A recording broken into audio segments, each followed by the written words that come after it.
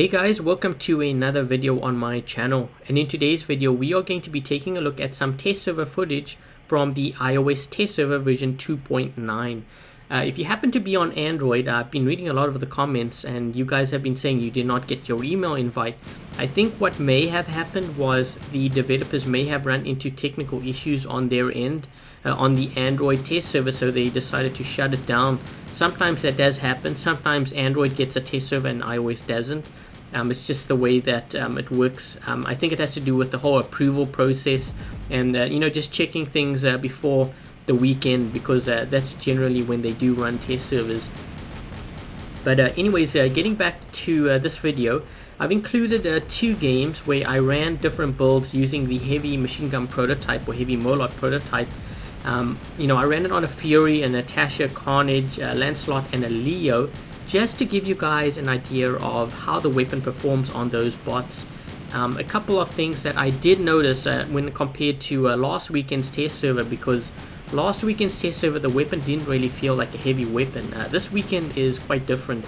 The barrels of this gun heat up or glow after you fire for 3 seconds, I believe. So after continuous fire it does heat up, which is really cool. The rounds that you fire are also a lot heavier visually, so I think it adds to the experience. And they've also changed the rate of fire, and I'm sure you have noticed that from what you're seeing so far. So what they've done was they've increased the speed at which the rounds are being fired, but each round, each hit is actually less than it was before, because you are firing a lot quicker. So that's how they have balanced it out. But yeah, let me know what you guys think about the changes, because I'd love to know what your thoughts are. Is there anything else that you would actually tweak here? I think the other thing that you guys are going to be asking me about is when can we expect to see this weapon and how much is it going to cost. So before we get into when can we expect to see it, in terms of the price, I actually don't really know. I think if I had to guess, I would probably say workshop points, but these things you won't know until the day that it's actually released. The developers will never tell you these things, but if I had to guess, I would say workshop points, because it kind of feels like that workshop weapon, but who knows.